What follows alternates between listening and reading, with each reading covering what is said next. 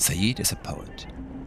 He lives in Aalders, a town in Kenya that will be passed by the Lapsset Corridor, an infrastructure project composed of a highway, a pipeline, a railway, a whole braid of infrastructural lines. Right now, however, it is still very difficult to get to Aalders. In 2019, Anne, Nadia, Dan and I visit him as part of my research project on the Lapsset Corridor to make a comic with him. I'll come back to that later. As I said, he's a poet, so naturally the comic is about one of his poems. It's called Tunu Lenye Utata in Swahili, or a precious gift that harbors unforeseen complications, to make a kind of fancy translation. It goes something like this. I woke up early in the morning, joyful and grateful, the walls filled with posters. Lapsset is the future. Transportation, telecommunication, our village changing into a city. I wonder, a tricky treasure. Lapsset is a tricky treasure. Where will my home be? My motherland, my beautiful, cool home. And it goes on a bit. But in those three stanzas, basically everything I want to talk to you guys about in this video lecture is contained. So really, I could just stop here, I guess, but then I'll deprive you of those sweet, sweet PowerPoint slides you kids love so much. So this poem, I think, includes 4 main themes that I want to talk about. First, the materiality of infrastructure, like the actual roads, the transportation, telecommunication, and so on. The second one is the historicities, the time. Lapsset is the future. The third one is about immobilities being displaced by the Lapsset. Where will my home be? Saeed asks. And lastly, it is about justice, or it's about the pondering of justice. Lapsset is a tricky treasure. It can be a treasure, but it can also be a trap. And the question is, to whom is it a treasure and to whom a trap? So today we, or rather I, am going to talk about infrastructure. A topic that has been called by even people who do infrastructure studies as a very boring topic, which I hope it will not be. And in order to structure this lecture/video, I'm going to use those 4 core topics as a structure as well. So first I'm going to talk about immobilities. No, that's not true. First I'm going to talk about materialities, then about temporalities, immobilities, and justice. I wanted to point towards the things, but as you will realize, this is my first lecture in this format, so I have a lot of things to learn, like getting the focus right, for example, is also a bit of a challenge right now. But I hope I'm learning as I'm doing this now. So before we get into the matter, I should maybe tell you a bit about myself. I'm a recent graduate at the School of Global Studies. My name is Theo, and I've been doing research on the Lapsset Corridor, as you could have gathered from the previous bit. I've just defended my thesis, and a big part of it is about infrastructure. So this is really where my heart is. It's not boring at all once you get into it, even though you basically just talk about roads and stuff. So, of course, we're going to start with the basic question: what is infrastructure in the first place? And you may remember something similar from Jan's lecture. And in general, I don't find definitions very interesting. What I find interesting are descriptions, and I found them particularly interesting when they are a bit contradictory to one another. So let's start with this one by Brian Larkin, who writes that infrastructures are built networks that facilitate the flow of goods, people, or ideas and allow for their exchange over space. As physical forms, they shape the nature of a network, the speed and direction of its movement, its temporalities, and its vulnerability to breakdown. They comprise the architecture for circulation, literally providing the undergirding of modern society, and they generate the ambient environment of everyday life. So there's a lot here in this short description of infrastructures by Brian Larkin. When we look at all the different things that we can find here, we find that and this relates to the topic of materiality, it is a built, it is a physical form. At the same time, it is also a network, though, a network that facilitates flows. So this idea is also important. It is connected to the idea of space, but also time. And as it is connected to time, it is connected to the notion of modernity, which is something that is very difficult to point down. I realized when Googling for the term modernity, it seems to be so related to the idea of infrastructure that it's basically the same thing. So if you see all those pictures, they are basically all about infrastructure, right? And so this is, of course, Charlie Chaplin in modern times, when he gets grinded down by some kind of structure or infrastructure. And lastly, there's this very interesting aspect I find, which is like this kind of spooky dimension of infrastructure, the undergirding. It is somehow below, somehow unseen, even though it is physical and built and therefore, excuse the pun, concrete. It is also a bit suspicious and hidden, and we're going to come back to that later. What am I saying? Just let's start with the invisibility stuff, because I think it is something that relates to our everyday interactions with infrastructure. Let's say, for example, I want to pour myself a pretty huge cup of water. And as I'm doing that, of course, I'm interacting with infrastructure. But the only material thing that I'm actually seeing and touching is this faucet. And the infrastructure, the structure below, remains largely invisible. The term infrastructure, as you possibly know, comes from the Greek word infra, or below. And it has first been coined during railway constructions in France, where it described the structures that went below the permanent way, so the parts that you would never actually get to see when you're traveling by train. This means that the tiny faucet that you're interacting with is only parts of the infrastructure, and the entire network of flows and lines and so on, of plumbing, they are essentially, and perhaps by definition, invisible, right? At least this is what Susan Leigh Starr says. She writes, "It is by definition invisible, part of the background, for other kinds of work. It is ready to hand. This image holds up well enough for many purposes. Turn on the faucet for a drink of water and you use a vast infrastructure of plumbing and water regulation without usually thinking much about it." Now, here it becomes interesting, because here I find the first contradiction. Brian Larkin, who I've quoted before, writes to the contrary, "There's many studies that begin by stating how infrastructure are invisible until they break down are fundamentally inaccurate." So basically saying the exact opposite of Susan Leigh Starr.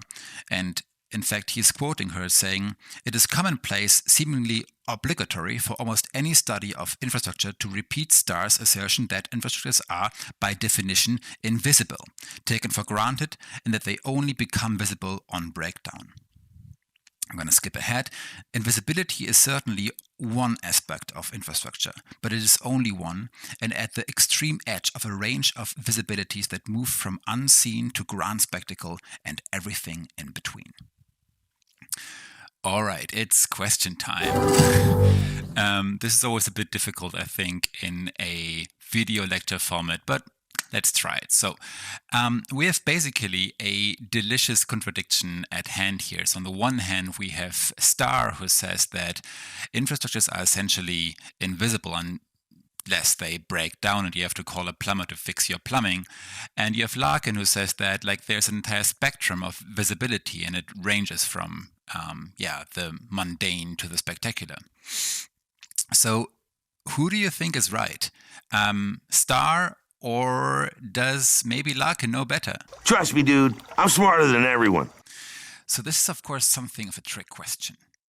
Susan Leigh Starr doesn't actually say that infrastructure is always necessarily in the background and invisible. In fact, she writes that one person's infrastructure is another's topic or difficulty. So it depends on the way that you encounter infrastructure, and this is a key word. So while I encounter only a faucet, a plumber, for example, may encounter the entire network of pipes and plumbing. This brings an important aspect into the discussion, and it is the aspect of politics. So, What's political about this? Well, here's an example. A couple of weeks ago, I broke my foot like an idiot, and ever since then I've been walking on a crutch. And this changed my encounter of infrastructures. Things that seemed invisible or part of the background, like the staircase, for example, now appear to me as an obstacle. So not only the infrastructures themselves, but also the people who are using it and who are excluded by them are invisible and part of the background. So it's not only the infrastructure itself that is either visible or invisible, but also the people who are using it. On the one hand, infrastructures have the power to render some groups of people out of sight. I believe Jan has talked about this in his lecture in the context of engineering exclusion. On the other hand, a group that is not visible in the political sphere is at the risk of being ignored by infrastructural relations or even poisoned by it.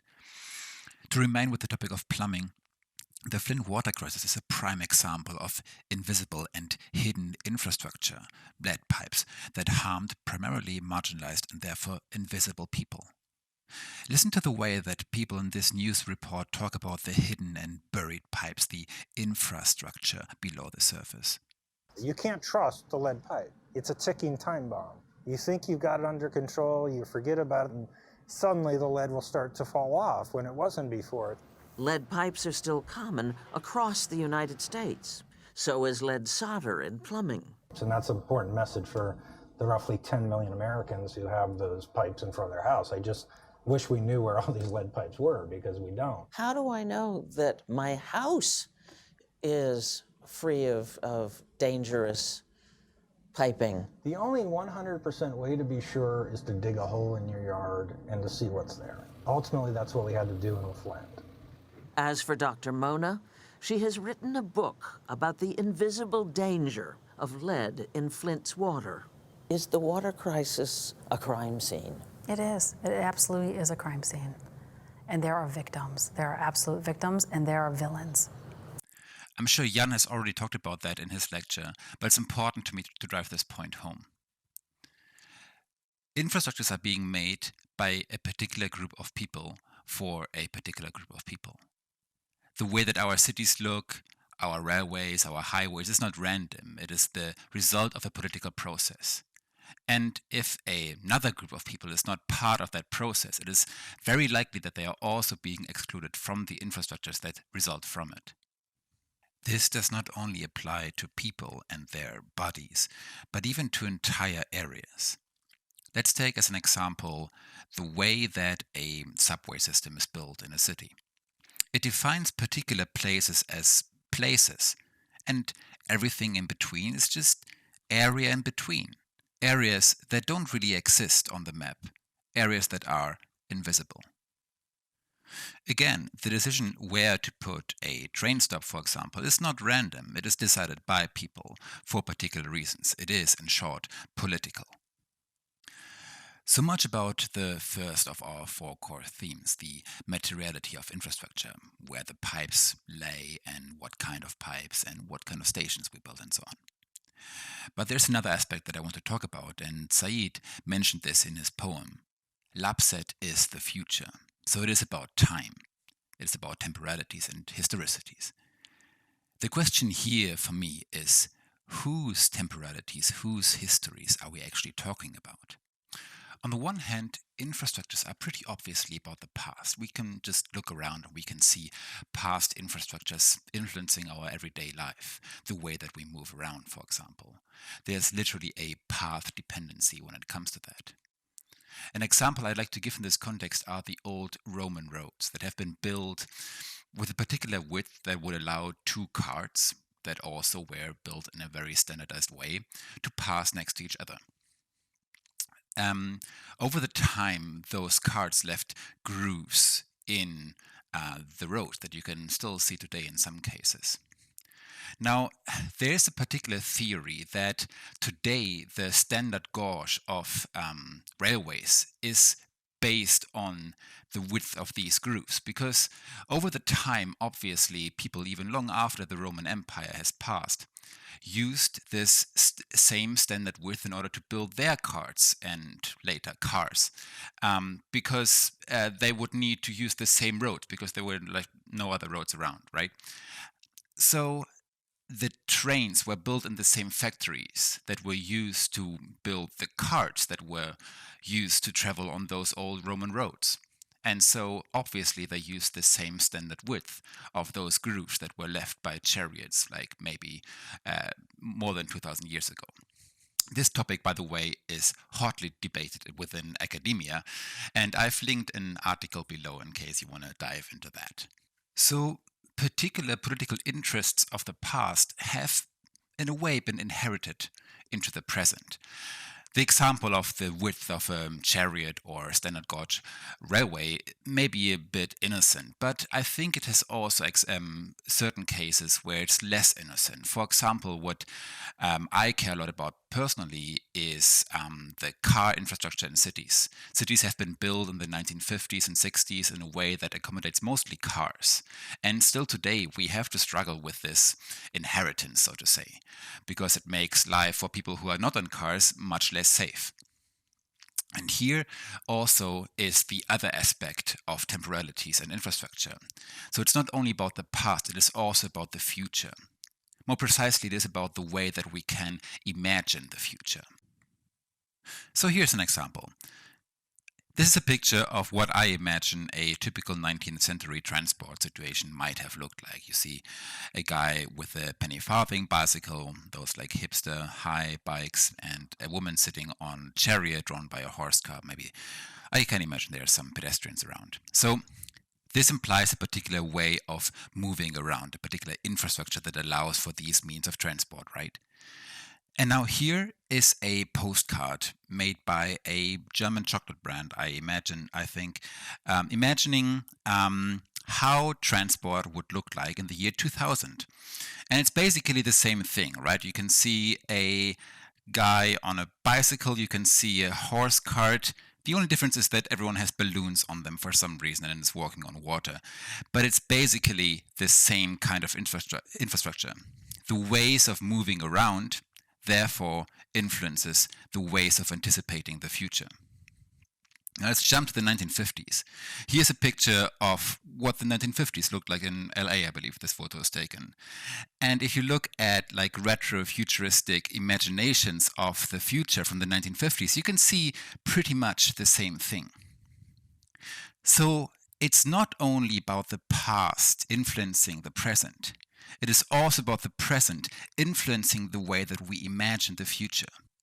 Now, of course, the future is going to turn out a bit different than the way that we imagined it, but still I believe that the way that we can imagine the future has a serious impact on the kinds of cities and environments and infrastructures we are building. Because if you look around today, you see that the imaginations of the 1950s are pretty much still inscribed in our cities today. And they look pretty much like the futuristic vision of what has been imagined, except that maybe the cars have fewer jet engines. Fuck, I got my t-shirt inside out for the entire time and no one told me. Well, I guess this is like what the quarantine does to you. In the context of mobility, I believe Anja has already talked about the imaginaries of mobility. And this refers also to the imaginaries created by infrastructures that allow or inhibit mobilities. One aspect that Anja mentioned already, I believe, is the aspect of contestation, that these imaginaries are not simply put into the landscape and thus into reality, but they can be opposed by people, that they can be adapted. And this is something that I'm going to talk about more in the next lecture about the Lapsat corridor. This aspect of imaginations and imaginaries of infrastructure, I think, is very important because it shows that it's not only about the materiality of infrastructure, which I talked about before, but that they also always are a certain gesture towards the future, that they make a certain promise about what's to come. This term, the promise of infrastructure, is quite common in the academic literature. And for example, Penny Harvey and Hannah Knox write that roads are thus not only material forms, but are promises towards a future which is uncertain and unclear. This uncertainty was something that will come up next lecture as well. So, what exactly is the promise of infrastructure? Well, most generally, I think it is the promise of modernity, to become modern through infrastructure. In the concrete example of roads, it is also about speed. It is about political integration and freedom to go wherever you want. And it's about economic circulation, about wealth that comes along the road. All of those aspects are also part of what we commonly define as modernity. And I want to remind you of the Google search that I did in the beginning of this lecture, that basically modernity and infrastructure are, at least in the way that we imagine it, quite similar. Some scholars, like for example Paul Edwards, who is like very famous in his field, say that to be modern is to live within and by the means of infrastructure, that one defines the other. But what happens if those promises aren't kept? Well, I think this happens more often than it doesn't. And maybe it always happens. Maybe the promise of infrastructure to create modernity is never really kept. And everything we are left with are ruins of infrastructure. This refers back to the article that I wanted you to read. I don't know if you did. And maybe this is actually what infrastructures are about a continuous ruination, about a very fluid state, not a fixed position, but a continuous process of building, destroying, decaying, and rebuilding, taking the rubbles of what has been and building something new. Encountering the promises of the past, the broken promises of the past, and the broken infrastructures of the past, taking them and building something new, having that breakdown, and so on and so on. This process reminds me of the process of creating desire paths. So, you know what a desire path is. It's a path created not by a grand design, but simply by bodies, be it human or animal, moving through space. And maybe at one distant point in the past, there was the first person, the first animal to walk that path, but that doesn't really matter.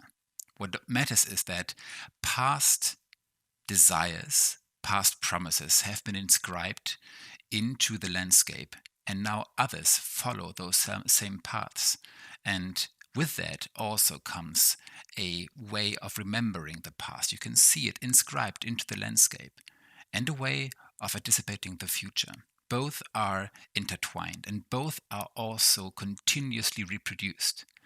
If people or animals stop walking those desire paths, they grow over and disappear. So it's a continuous, fluid process of creation and recreation.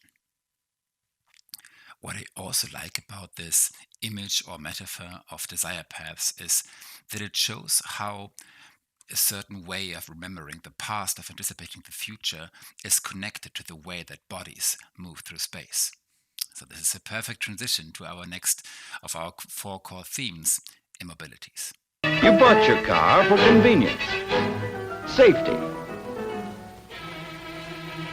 and pleasure. And this is what you're getting.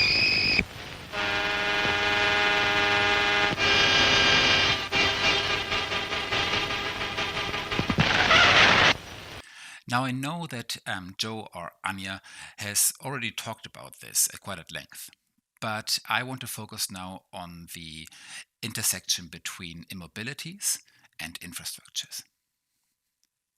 Now, if you remember in the introduction, I've mentioned a definition by Brian Larkin, who said that infrastructures facilitate the flow of goods and people and so on. And this is basically in accordance with the promise of modernity to create ceaseless, seamless mobility.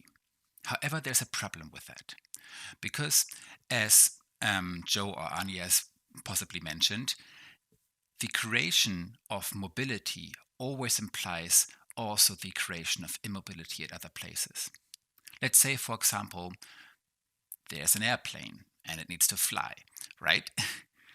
It can't just keep flying. It needs a certain point to rest, a airport, a certain stability. So movement and flows are always intertwined. And infrastructures provide both. They, on the one hand, they provide moorings for those mobilities. But on the other hand, Brian Larkin isn't wrong that they also create flows. But wait a minute. Haven't you just said that infrastructures are always fluid and moving and in the process of being built and ruined and then rebuilt and then re-ruined? Well, yeah, I guess, yeah, I did that. And this is also where it gets complicated. If you rewind everything and remember what I just said about invisibility and that the way that you encounter infrastructure influences the way that you see it or you don't. If you have a crutch, you suddenly notice the stairs that you didn't really notice before. What if the same is true for mobilities? Meaning that your encounter of infrastructures influences if you encounter them as a obstacle or as a relation, as something that creates flows or something that creates moorings and fixities. Well, spoiler, I think that's exactly what is the case. And again, this is also the realm of politics. Again, Jan, I think, has already talked about that, but I think it's important to drive this point home. Hakakotev said in this context that we can conclude the free movement of some limits, heights, even denies the existence of others. This means that, and this is important, take notes, infrastructural relations are always both connection and obstacle at the same time, but they are not always relation and obstacle to everyone at the same time. Again, the way that you encounter them defines if you encounter them as an obstacle or as a connection, and this is a political decision and not by accident. Another example for this are highways or motorways in general, that are only a convenient connection for motorists because they exclude basically everyone else. And the more effective they are at excluding everyone else, the more effective they are as a connection for motorists. And the other way around as well. So the more effective they are in speeding up cars, the more dangerous it becomes for everyone else to even attempt to cross the path. So here's another question time. And I would just ask you to think about other examples where infrastructures facilitating the mobility of one depends on the immobility of others. And please consider capital, things, people, ideas, animals, everything. So throughout this lecture, I've talked about who gets to decide what kind of materiality of infrastructure is being built, whose visions of the past and imaginations of the future are inscribed by them, and lastly, who gets mobilized and who gets demobilized by infrastructure. What all of those aspects have in common is justice. And even though I've been talking about that throughout the entire lecture, I think it still makes sense to talk about it in a dedicated section at the end. I promised you to talk about environmental justice, and to be honest, it's going to be rather short, that particular thing, also because Anders Spurman is going to talk about that in the context of roads being built in Latin America, I believe, and I do not want to take away from that. But it does make sense to look at different ways to understand justice in this context. And I think one of the most important books in this sense is something I made you read, and I hope you did, Mobility Justice by Mimi Scheller. In this regard, I want to discuss two questions real quick. A, what is mobility justice? And B, what's the difference to environmental justice? Because that's what I actually promised to talk about. But let's first talk about what mobility justice is in the way that Mimi Scheller defines it. And she says that there are different ways of understanding mobility justice. It could be understood very fundamentally as a question of distribution. Who gets to move, who doesn't? Easy as that. She does, however, make it more complicated because it's also about the processes, like who's involved in the decision-making processes of like where the road is being built, for example. And on an even deeper level, it is about ontology, meaning who gets to define what being mobile even means. I will talk about that in the context of pastoralist movements tomorrow. Are pastoralists just as mobile as people who fly around the globe, for example, or not? Lastly, Mimi Scheller says that mobility justice requires more sustained attention to aspects of colonial history and an understanding of the historical formation of contemporary forms and patterns of global immobilities. So it's not only about what is happening currently, it is also important to consider the colonial legacies, the rubble, the ruins that I talked about that are still used today and that are still forming not only memories of the past, but also the ways that we are expecting the future to happen. If you read my article, then you have a more in-depth perspective on that regarding the Lapsset corridor in Kenya. So all of those aspects that I just mentioned are also important for environmental justice. It is about distribution of environmental harms. It is about the procedures that inform environmental policies. It is about the histories of environmental degradation, and it's also and its colonial legacy. And it's also about the ontological struggle to define what is natural, what is to be saved by environmental movements and so on.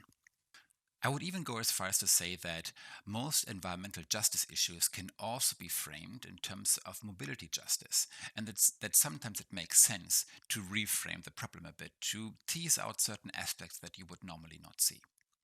One example for this is the Dakota Access Pipeline in North America. I'm sure you've heard about that, but here's a quick reminder what actually happened there. So in 2016-17, there were protests around this pipeline that were supposed to grant access to the shale oils in North Dakota. Now, there are again different levels to this. On a material sense, it is simply about the placement of the pipeline. The Dakota Access Pipeline begins in North Dakota's Bakken oil field and would carry crude oil almost 1,200 miles through South Dakota and Iowa down to Illinois. The pipeline's original path crossed the Missouri River just north of Bismarck, a city that is 90% white. But when concerns were raised about a potential oil spill there, the pipeline was rerouted south to go under the river right next to the Standing Rock Reservation. But of course, there are also more fundamental issues. For example, when it comes to the processes in terms of where to build this pipeline or whether to build it at all. They never heard us. It was just a process that keeps moving forward because of the interest of economic development, the interest of money, the interest of greed. And this also implies a third dimension, the colonial legacy of this, because Native Americans have been excluded from these processes ever since the first Europeans set foot on the continent. People are finally noticing us, not as beings of the past, not as like costumes you buy in the Halloween store. Like, we're here, we're still fighting, and that does mean a lot. And lastly, it is also about a ontological question, about what flows to enable or to inhibit. Because the danger, as was mentioned in the clip before, was also about pollution of a river. So what is more important, the flow of clean water or the flow of oil? And it's also the way that people resist these environmentally destructive projects that can be framed in terms of mobility justice. Here's a clip from Turkana that shows how residents have blocked the road, engaged in infrastructural politics in order to make their interests heard in the case of oil development in North Kenya, something I will talk about more tomorrow. Charity Mwangi with the details of the latest blockade by Turkana residents. Turkana residents closed the road for a second time in as many weeks as officers who are meant to secure the valuable commodity watched in dismay. They claim the government owes them money from the crude oil that has already been ferried to Mombasa. Their claim, the agreed 5%. So I hope I have made the 4 core themes that seem maybe a bit simple in the beginning sufficiently complicated right now. I've talked first about the materiality of infrastructure, meaning that what seems to be quite obviously a road is not that obvious when you think about it, because it appears as a visible construct only for some and is entirely invisible and part of the background for others. I've then talked about time, which is famously a very easy topic to talk about. And I've talked about different ways of remembering the past and anticipating the future that are facilitated by infrastructure, but also the way that they are kind of like intermingling in a very complicated way. I've then talked about immobilities, and not only about the way that infrastructures make you stop or go, in which they facilitate flows and frictions, but also in the way that both require each other, that every relation is always also a disconnection, and that infrastructures are also necessarily both. They need to facilitate flows, but also provide moorings and fixed points. And lastly, I've referred all of these issues back to justice and have explained how each of these aspects has a justice component, a political component. So I hope this has prepared you for the next lecture that, depending on when you actually watch this movie lecture, will be today or tomorrow.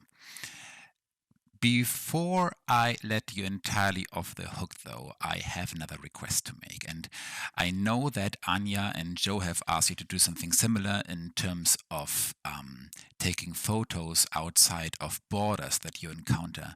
I would also like to ask you to take photos of infrastructure and the way that it influences your daily life. Like, I know that you're probably not outside that much these days, but maybe you take a hike or take a walk and you will encounter infrastructures. And at least for me, engaging with infrastructure in the way that infrastructure studies is suggesting it has changed the way that I have perceived my environment. And it's actually quite interesting to look at the world around you through those lenses. And maybe make this lens not metaphorical but practical. Take a photo and send it to me. There are instructions here right now. And then we can talk about this in the beginning of the next lecture. If the time frame is too short or you're tired of this exercise, I have also some pictures from last year's batch that we can talk about instead. Oh, yeah, and I will also be available for a drop-in session if you have any questions regarding this lecture. About an hour before the lecture starts, I will be in the Zoom room, so just drop in and let me know if you have any comments or questions, and then we can talk about that. All right, I hope you've enjoyed the lecture. Goodbye, and see you tomorrow or later today on Zoom. Before you go, though, I have added like an optional kind of like outro video about the way that I have done research for my PhD project. If you're interested in how comic books can be a part of a research methodology, then just continue watching for a couple more minutes. And yeah, see you tomorrow. Bye.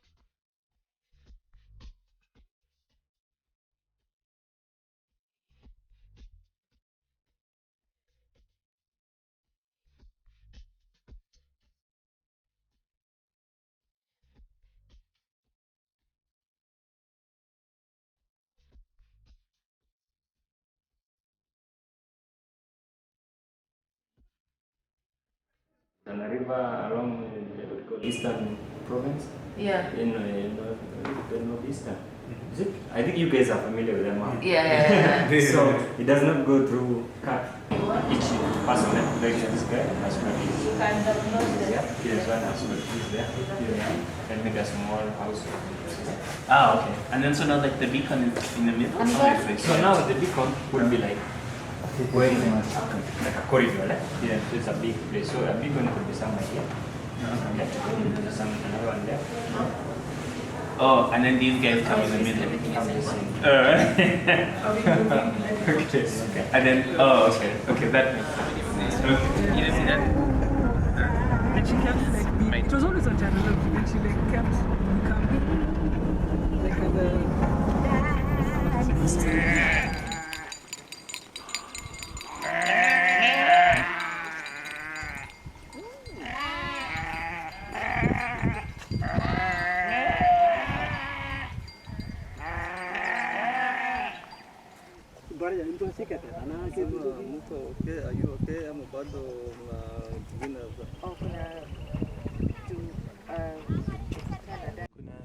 Hizo milima zenye ziko pale. Alafu hapa juu tuko na mawingu. Mawamba. Mwamba inaitwa mwamba. Unatoboa tu kidogo tu. Naanza kwa unaivunjia ukiwa rika gani? hata kwa nguvu. Hata kuanzia maganane kuendelea. Maganane hivi. Unadunga tu hivi. Unadunga. Hakuna kitu sasa utaanza unaweka kama hii. Unaweka tena kama hii. Unaona hizi ni tofauti. Hii ni kubwa, hii kiasi. Tu kiadjust hivyo. Unakuja hivi. Inakuwa kubwa hivyo. Bado inakuwa kubwa, unaweka kama hii kwanza, kama hii. Kama inaenda sasa. Unakuja tu pole pole. Uweke meno ndefu. Meno ya ndefu. Meno ya ndefu. Lakini watu ile ya samani ndio naweka. Sasa ilikuwa kubwa hivi, ilikuwa mpaka meno ya ndefu ni size. Hapana, hiyo kwa Masai. Unachonga. Unachonga mpaka ikuwa kidogo. Unachonga tena unatoboa katikati. Sio unaweka tu hivi. Unajua ukiweka hivi inakuwa mzito. Unachukua tu meno hivi. Aya bana. Unatoboa, unachukua hiyo meno, unachonga. Alafu unatoa unatoboa shimo hadi unatoa hizo vitu ndani ndio sasa si mzito ndio weke hapo. Okay.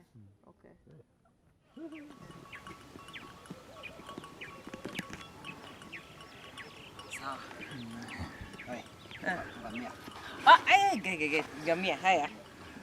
Ngamia? Ta. Hiyo sasa ni kusukuma sasa. Ni kusukuma iende. Ta. So ta ni ya ngamia vile zor ni ya hizo zingine. Ta. Sasa kama pengine kama kuna ngamia na punda hapo, ngamia utasema ta iende. Lakini hiyo punda wote mwambie zor iende. Haya.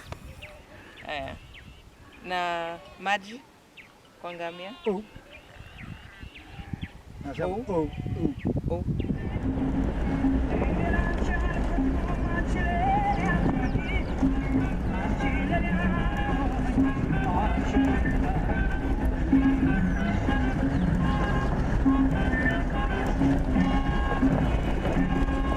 What I'm trying to do here after that morning, you see, I have a lot of question marks on this labs of the future, and I'm worried how will that come. And then, why did you draw the hills? Like, why is that important in this scene? No, okay, I must include the landscape. Yeah, where I live. Beautiful land, where there's vegetation, because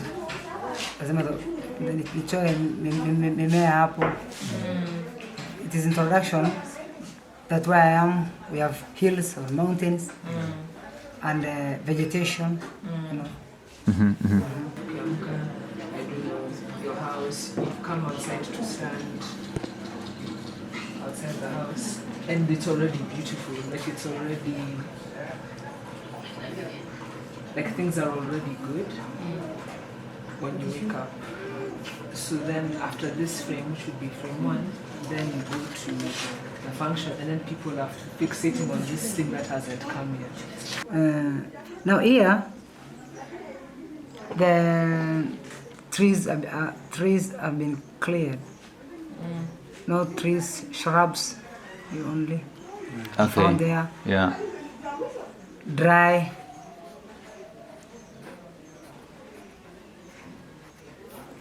No, you cannot even hear any noise of birds. Around Okay, yeah. Because the air surrounding is worse. The birds have flew away. Yeah.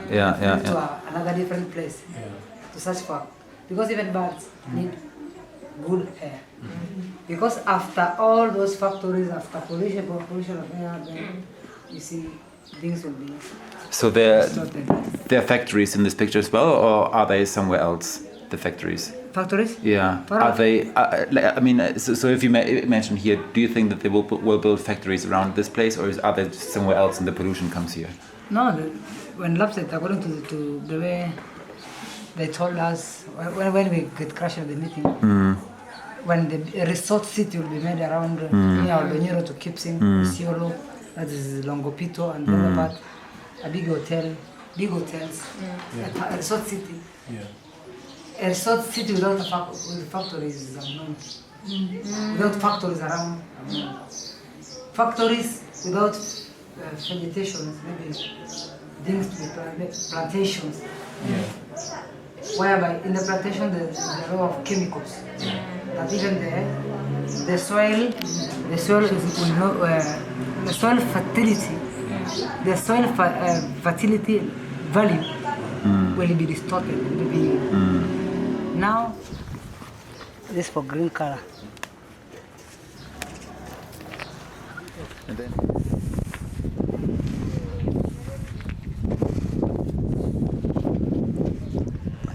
This one we usually use it.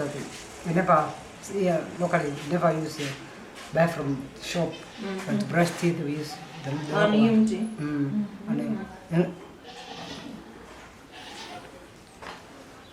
Inaitwa? Sijui kwa Kiingereza. Kwa Kiswahili au kwa Kisamburu au kwa Kikana atulele. Atulele.